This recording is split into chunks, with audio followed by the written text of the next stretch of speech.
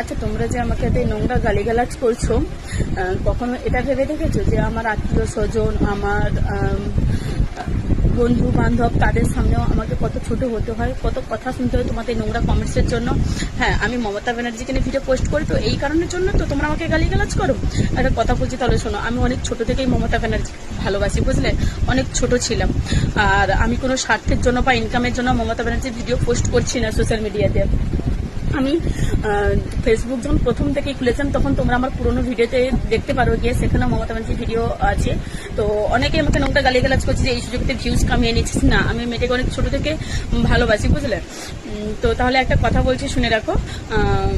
আমি কিন্তু সব কিছুর জন্য, মানে আমি মমতা ব্যানার্জির জন্য সবকিছু ছাড়তে রাজি, কিন্তু সবকিছুর জন্য মমতা ব্যানার্জিকে ছাড়তে রাজি নয়, তাতে যাই হয়ে যাক না কেন।